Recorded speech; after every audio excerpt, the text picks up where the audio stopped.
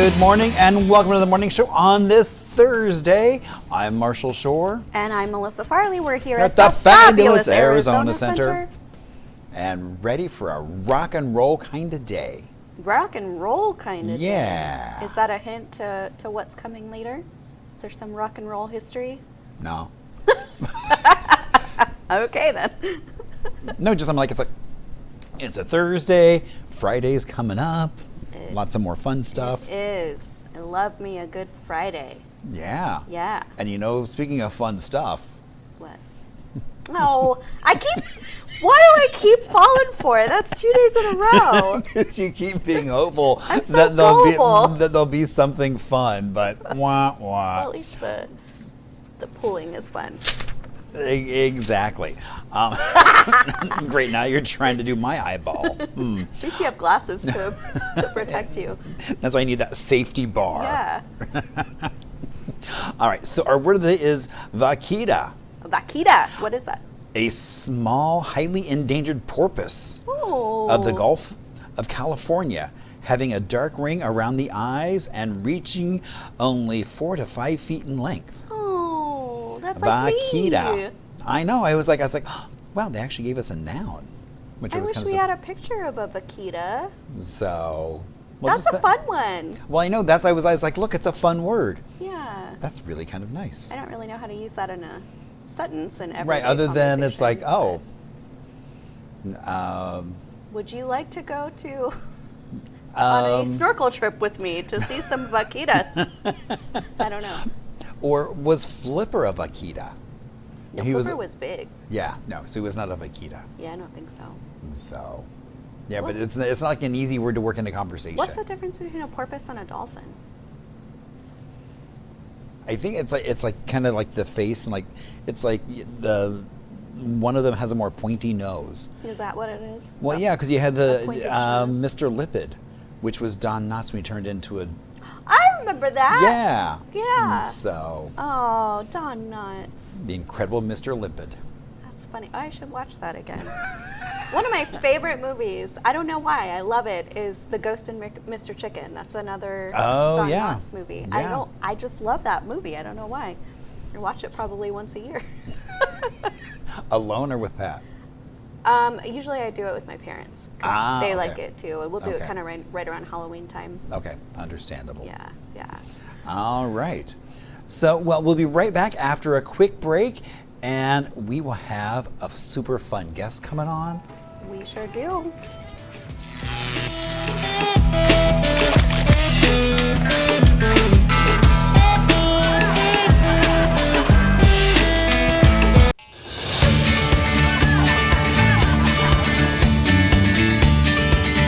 Good morning and welcome back to the morning show. I am Marshall Shore. And I'm Melissa Farley. We're here at the fabulous Arizona Center.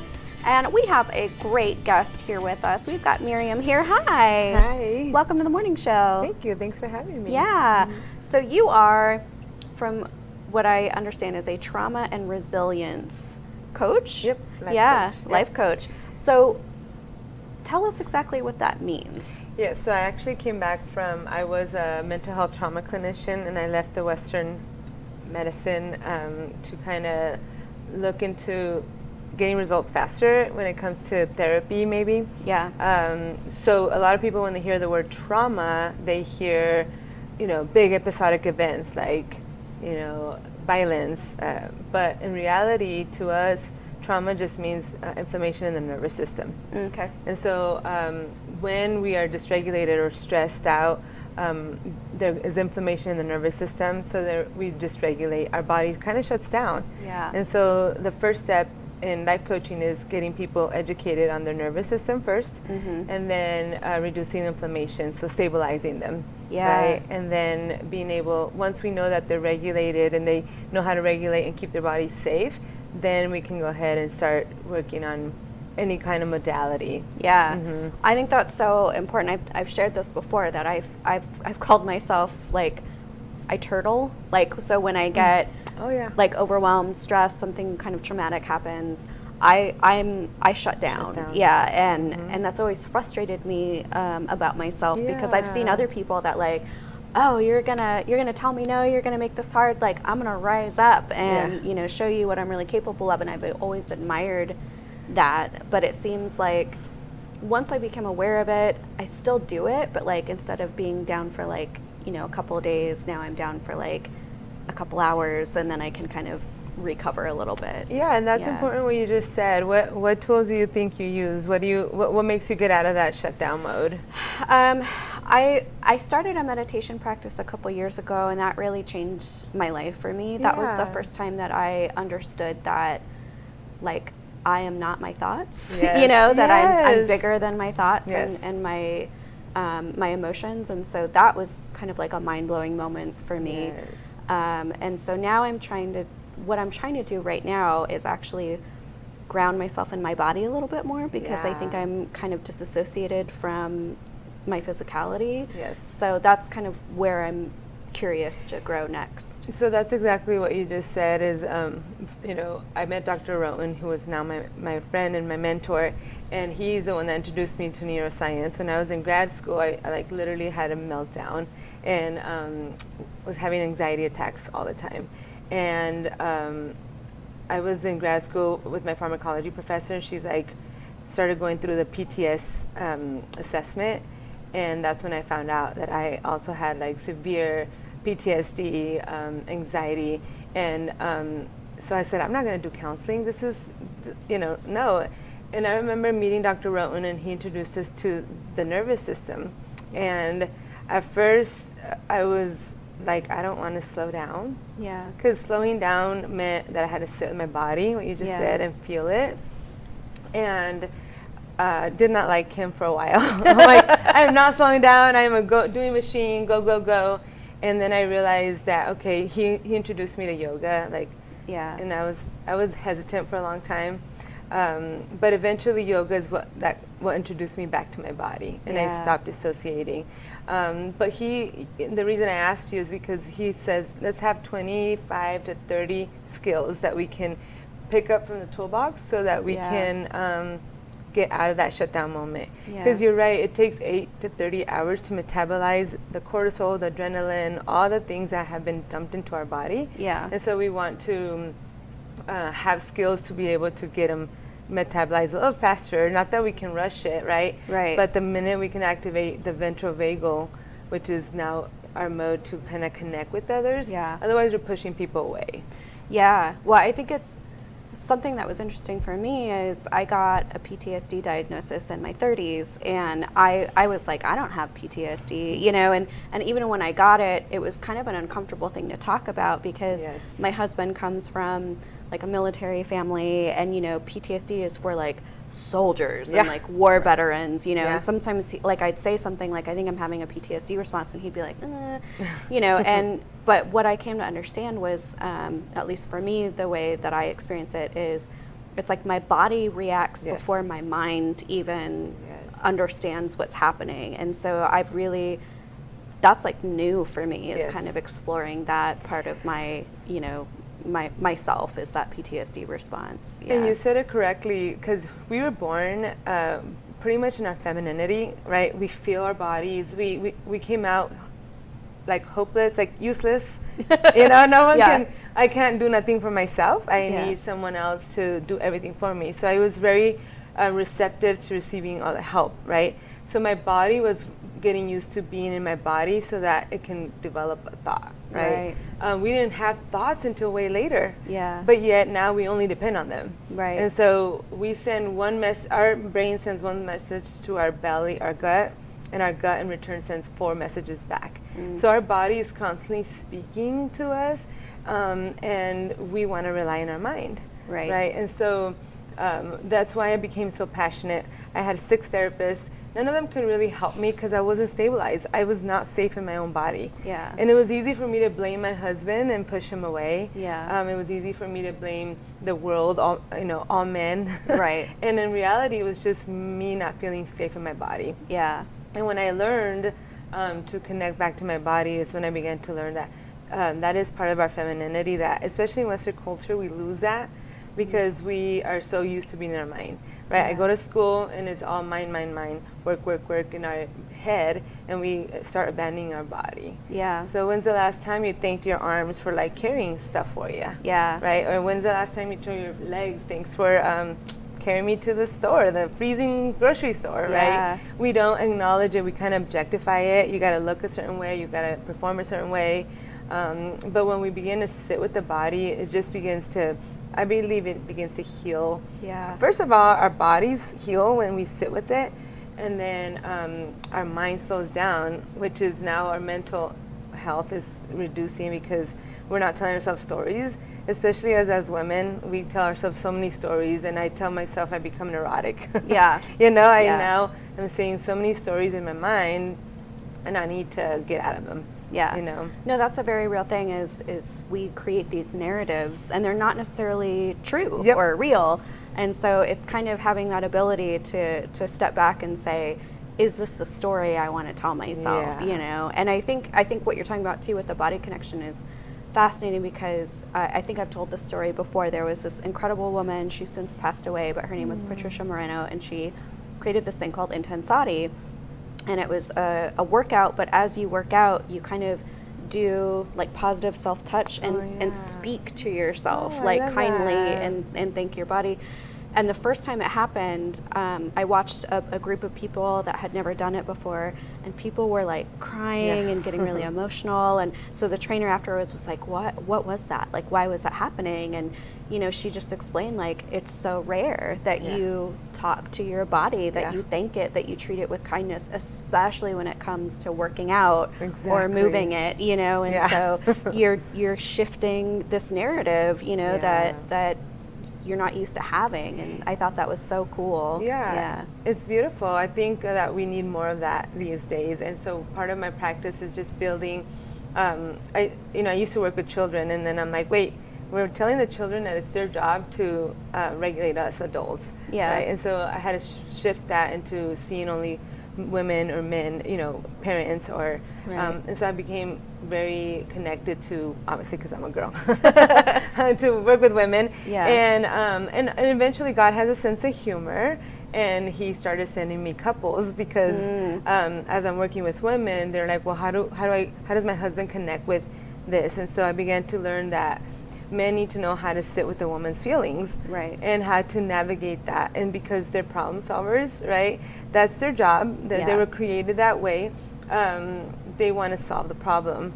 And, you know, don't feel that way. And I used to always tell my man, well, too late. I'm already feeling it, you know? I can't revert. It's already there. So how can they navigate so they can help her heal? You know, and to me that was so important in my healing, because I left my husband not knowing the tools that I know now. I was very young, and I left him not knowing that we could heal together. So I believe the feminine heals the masculine heals the feminine. You know, so like we kind of work together. You know, and for me, I became so passionate. And there's a lot of other tools we use, but right now that's a big thing for me is, what does femininity mean? A lot of people think like, oh, you know, you look so feminine and so beautiful, and that is femininity, but part of it is being in the body and connecting with your playfulness again, your creativity, your dreams, your goals, you know, but also being connected to the body, and so the mind's not telling all the stories, all the shows. And a lot of times, like I call it my inner child. She ran the show for a long time in my marriage. She was the one so afraid of things, you know, so I constantly had to be in control. I constantly had to be leading, and so it didn't feel natural to me. And so then I would get frustrated with him, and I'm like, well, it's not his fault that he's not leading, because I am not allowing him, and I don't know how to trust the world again. And so I had to learn to receive the masculine, which is the world. It's everything outside of me. So the feminine is everything inside of me. So men have it too, right? They connect with it at a different level, you know. And then the masculine, when I'm in my masculine, I can focus better because I allowed my feminine to heal it, if that makes sense. And so I would have known. I know that my husband and I probably would have survived. And we both have grown so much now and learned, and we laugh about the mistakes we made. But we were just kids. We were like 20 when we got married. That's how my first marriage was. Like I don't think we knew who we were ourselves. Yes. I don't think we knew who the other person really was. Like, we just weren't fully formed, like humans yet, you know? And it's like, I look back on that first marriage, and I there are definitely things that I'm like, oh, I wish I had done that differently or treated him with more kindness. But also, like, that's just who I was at that point in my life, you know? Yeah, we knew nothing about, because what happened is we were born and we were connected with the body, and then all of a sudden someone tells us that's not right. Yeah. And then we learn to shift. And so next thing you know, we start self-abandoning. Right. Our hearts, our bodies, and therefore we allow the mind to control. Yeah. And, yeah. Well, lots of stuff, lots of things to unpack and work through. I heard that you have a new program starting at the end of May. Yes, so I'm doing a series called Parenting the Self, and it's kind of connecting, women back to their essence, and men knowing how to lead. But also, like what we would have, our parents did their job raising us, and it's our turn to raise ourselves, right? And so how do we, kind of like you said, we didn't know ourselves when we were younger, but now we do. And so how do we connect to that in a deeper level? And so I do a parenting series where we connect to, what is it that we didn't learn growing up that we can learn it now? Yeah, I love that. Definitely know a couple people I will probably send your way who would be interested in that. Why don't you let folks know where they can find out more information and work with you, and Yeah, so I just, we joined a new practice with Dr. Pride, and it's the Pride Health Institute. And I think if he shows it up there, you can get our emails. It's pridehealthinstitute.com. She's that new. Yeah, we're still learning the contact info. Yes. And Dr. Pride is an amazing partner who he does also somatic experiencing, like he calls it KST technique, which is also a form of, while he's doing adjustments, he's kind of also doing a lot of trauma work. Okay. So it's really cool to be working with him, and we send our clients back and forth, and so I think you guys would like him as well. Very cool. Yeah. Well, thanks so much for sharing about your practice and your experience and your story. If you are interested in working with Muriel, please, Miriam, yeah. Sorry, I don't know where Muriel came from. I don't even know anyone named that. If you're interested in working with Miriam, please reach out. And this is important work, and this is foundational work, and so always invite people to go a little deeper and connect with themselves in these ways. So we're going to take a quick break. We'll be right back after this with things to do, history, and all our celebrations. Indeed, more shenanigans.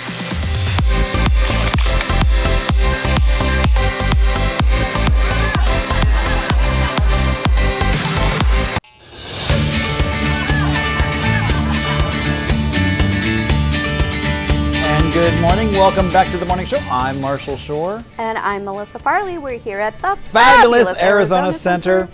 And we are happy you're joining us. We sure are. Yeah. I'm still dancing to music that's not in my ear anymore. I don't know. I'm not sure what's happening. I'm tired. Do you ever just get weird when you're tired? Yeah, because you saw that sleep deprivation, and then you're just kind of like all loopy. I know. And the oddest things make you laugh. It does. Yeah. Should we see if your history makes me laugh today? Indeed. Let's see if that happens.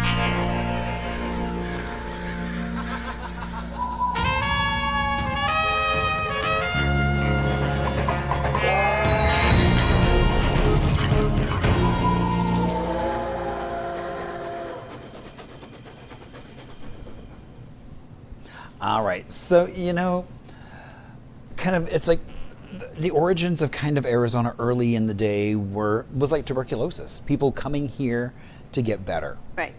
And so down in Tucson, there was the Desert Sanatorium that actually wound up closing on this date back in 1943. But it started off in 1926 and was really terrible. A for-profit place for people to come, and it was really capitalizing on that dry and clean air that we had, our sunny weather. And so everyone, basically, they're moving here just to get better for so many different respiratory ailments. And so, this space opened up, it was 160 acres, had 11 buildings, and so as it closed, it was then reorganized as the community knew it needed a hospital. So it became the Tucson Medical Center. And so some of those original buildings are still on site for the Tucson Medical Center, which I thought that was kind of interesting, just kind of like that era of people coming here for their illness and then it just blending in. Yeah. Because that happened across. I mean, like John C. Lincoln basically moved here for tuberculosis with his wife and then wound up building a hospital. Yeah. So again and again, those health concerns are what brought Arizona and a lot of folks. I know many families who moved here and are still here. I don't think you would send people here now for respiratory issues. No, though. well, we had clean air back then, so air is not so clean now. Yeah, and just like with all the different blooms, like like people's allergies are crazy here. Well, and the fact that like in compared the to other 50s, places. so many people brought plants that grew well here, Right. but were not intended here. Right. Yeah. And so it introduced a lot of new pollens and things into. That's still like olive trees. I mean, are illegal to plant now, but they're still all over the place. They're all over, yeah. And I'm still getting used to that. Like ever since I got my deviated septum fixed, I've been getting allergies to things. Oh, yeah. I never had to deal with that my entire life living here because I don't think stuff was actually getting nothing was penetrating that bone. So yeah. So now I'm like, oh, this is awful. I don't know how people do this. Indeed. Yeah. So. You know, it's not awful though. Celebrating some cool that stuff. is indeed the case. Yay!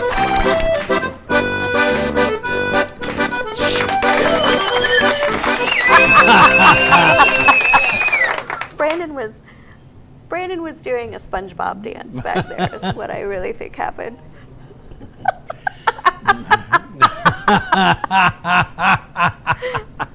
He was stuck on olive trees telling himself. Indeed. So today is National Dinosaur Day. Oh, fun. So now, it's celebrated on May 15th, but also on June 1st. For some reason, there's no designation. They get two. They get two. Okay. And I think it's because there's so many cool facts about dinosaurs. Did you see that giant Triceratops skull that was just discovered? No. Oh, it's like, I think it was like 2,000 pounds or something like that. Oh, good gosh. Yeah. That is indeed huge. So I didn't realize the word dinosaur comes from the word terrible lizard. Which I was like, well, that makes perfect sense. And the term was coined back in 1842. Okay. So. Terrible lizard. Yeah. And so, and not all dinosaurs were giants, because we talk about like Triceratops or T-Rex being big head, but the smallest dinosaur was about the size of a crow, and it had feathers. Yep. A lot of the dinosaurs had feathers, actually. So, yeah. People, that blew my mind when I was like, that bird, like dinosaurs and birds are right, the so same closely family. intertwined. Yeah. But you can see it. Like when Liberty Wildlife brought in the turkey vulture. Oh, yeah. And we were looking at very much. Yeah. Yeah. And so how can you celebrate? Well, I'm glad you asked. Oh, how can you celebrate, Marshall? Well, just down the street over on basically like 15th and Thomas is the Dinosaur. Yeah. And so it's a great little bakery where they make all kinds of delicious treats. Now you got to go early or they sell out. They do because they're that good. Yeah, they sell out, and it's always good to get there as early as you can. They also suggest you also order online, so that way it's sitting there waiting for you when you show up. Mm-hmm. But who knows that you might want some banana pudding with Nilla wafers. Some banana pudding. Banana pudding. Yeah, they make really yummy stuff, and it is called the Dinosaur. Yeah, which is clever. So you could also go visit the Arizona Museum of Natural History out in Mesa. That's right. That's a great way to explore dinosaurs, or even the Pangea land of the dinosaurs out in Scottsdale, which I've not been to. Is that for like adults or just kids? I always thought that was a kids thing. It says it's suitable for all ages. Oh, so I don't know if okay. that means like parents and kids, or if you adults would enjoy on their own. Yeah. I can't say anything because I've not been, so I don't know. All right, and then so today is National Chocolate Chip Day. Ooh. And so in honor of that, so basically, people used to get just big blocks of chocolate. Oh, okay. And so at the Toll House, where they developed chocolate chip cookies, they started cutting up the chocolate to bake with it. Yeah. To the point where then she had joined with Nestle to produce chocolate chips. So basically, the lovely little chocolate chip cookie gave way to chocolate chips. And you made some cookies. I did make some cookies. So now everybody can have a cookie and enjoy chocolate chips. Because I was going to just bring some chocolate chips, but I couldn't find them. Are these Toll House? They are not. So I just heard a funny joke about Toll House. Like, this little girl was making them, and she was like, I don't remember what show I was watching. She was like, why are they called Toll House? And the mom was like, because you eat now and pay the price later. I was like, yeah, that's about right. Or just because that's where they were being made at the Toll House. Yeah. So it is also National Aperitif Day. Now, aperitif in Latin basically means to open. So it traditionally is served before a meal to open your palate. I think I've been saying that wrong my whole life. And basically, so common aperitifs is dry vermouth, white wine, bitter liqueurs, one of my favorites like Campari. And those drinks are often accompanied by light snacks, olive cheese, to help you enhance that pre-dinner experience. And I think also they can help lubricate you as well. So that way, when So it's that aperitif, it's not aperitif? I always had an aperitif. Interesting, okay. So there may be various ways. I don't know. So and it was funny because I was like, well, how can you celebrate? And it's like, well, you can host an aperitif hour where people just come and have little aperitifs. And I was going to try, but I didn't bring like an Aperol and soda spritz. Because I thought it would have been the classic, but. That would have been a classic, yeah. So maybe next year. Oh, now I want to go to Italy. like, indeed. More than happy to go and get it. Or I also thought it was funny, they said you could create a brunch board. And I was like, a brunch board? What's a brunch board? What is a brunch board? So basically, it is assembled a spread of cheese, cured meats, fruits, and pastries. So it's like a charcuterie board. Well, it is. Then I'm minus the pastries. Well, yeah. I'm wondering if it's more that somebody didn't know how to spell it, so they just came up with a brunch board. a brunch board because they can spell that, as opposed to how do you spell charcuterie? How is that? Oh crap! And I left something else in the fridge. What? Oh man. What? So it is Bring a Flower to Someone Day. Oh. So in our fridge right now are actual flowers. We don't even have our balloon flower. No, we have no flower at all. But the idea of giving flowers goes back to ancient civilizations, with the Egyptians, the Greeks, the Romans. They use them in rituals to express affection. And Victoria eras, it was the language of flowers. Different flowers meant different things. And so I just thought it was a great way to just kind of celebrate friendship. And so I indeed have a flower in the fridge for you, but it's chilly. It's chilly, a chilly flower. Indeed. But I remember the cookies, but I didn't remember the flowers. I'll take a cookie. So gladly. Indeed. Also, I know it's not Arizona, but if you've never been to the flower fields that are in Carlsbad, that is really, really fun. It's beautiful. Super cool experience, and they're blooming right now, so it's a good time. Well, to go. and here it's like along Baseline we had the Japanese do, flower gardens, and so there is the Baseline Flower Shop, which is the last vestige of that. And also, like if you go out west, they still grow a ton of flower fields out there. I mean, I don't think they want you like walking Tromping through them, the but like the Japanese flower gardens were like a huge point of pride, and yeah. people would drive out there and you could go tour them and everything else. So. Yeah. Very cool. All right. Fun holiday. Yeah. Celebrate flowers and cookies. Indeed, and an aperitif. And an aperitif. Aperitif. So drinking, eating, giving away some affection. What are some things we can do that might mimic those around town?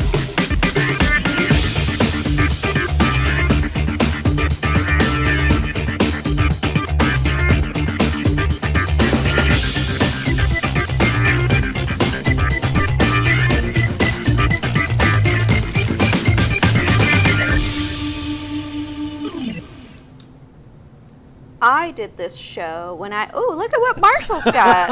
Look at what magically appeared. Exactly. Look at what just magically showed up. A chili flower. Indeed. And so there you get. Oh, that is chili. Yeah. That's really cool. Well, yeah, because I mean, I bought them last night and put them in the fridge so that they would be still fresh.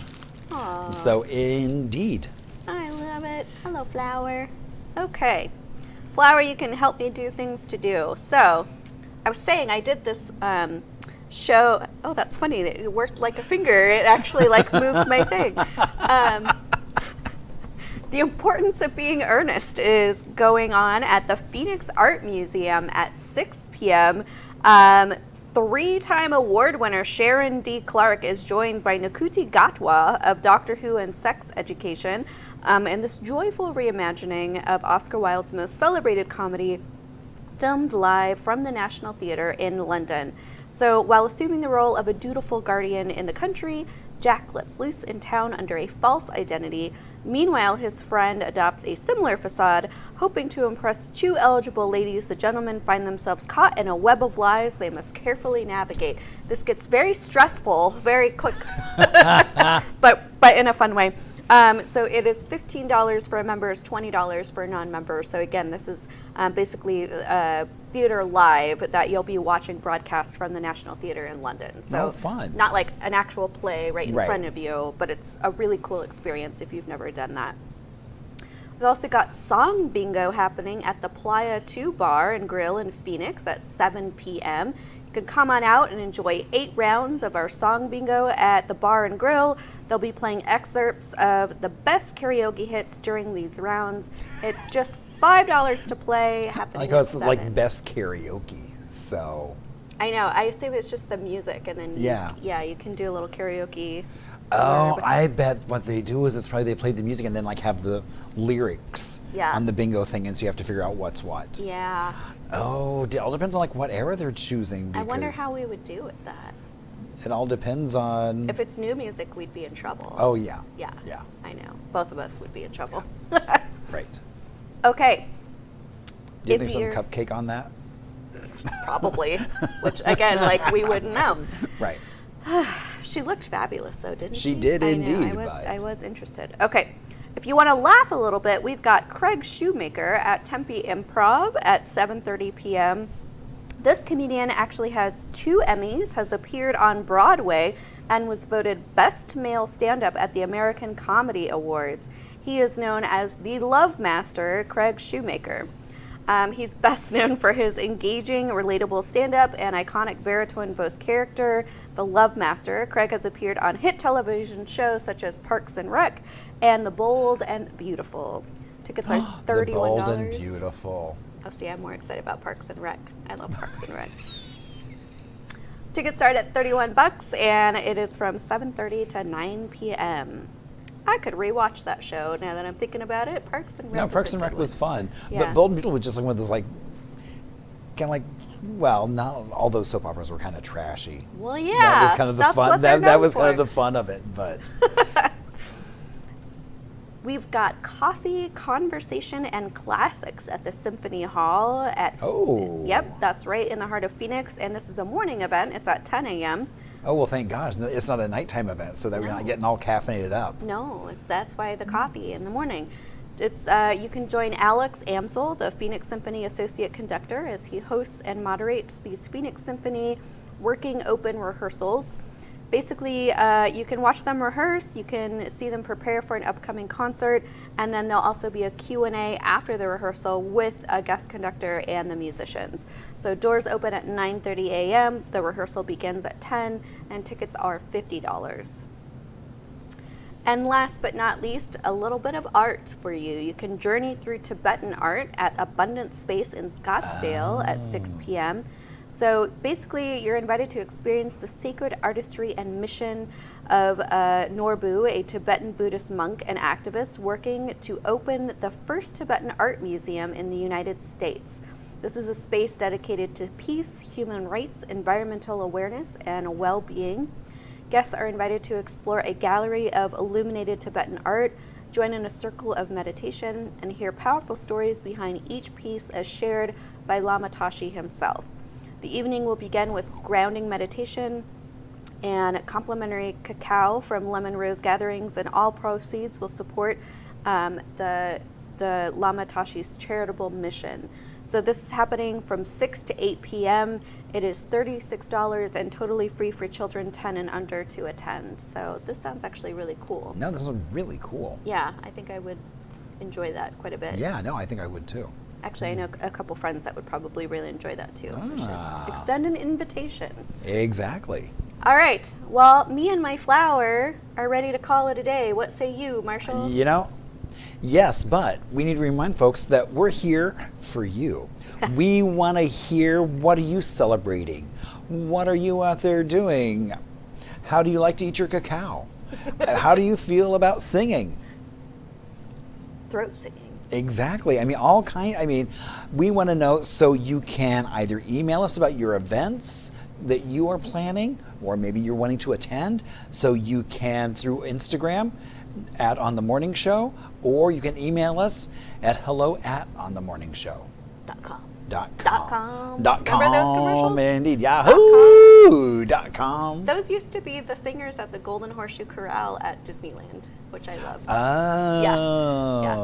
Yeah. Also, don't forget, we've got our 602 Day coming up. Oh, that's right. On June Indeed. 2nd. We'll be right here at the Arizona Center, but up on the 11th floor with a fantastic with all kinds view. of fun stuff going on, so not to be missed. We'll also be doing a live taping of the show, so if you ever wanted to just come hang out, watch a show, you can do that with us on 602 Day. It's going to be an evening show, special evening show. That's right. The whole event's 5 to 9 on the 11th floor, so it'll be a night not to be missed. Yep, morning show after dark edition.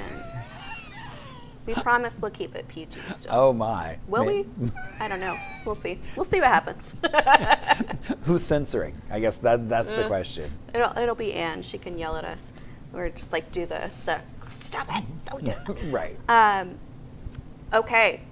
We have information about 602 Day and all of our episodes up on onthemorningshow.com.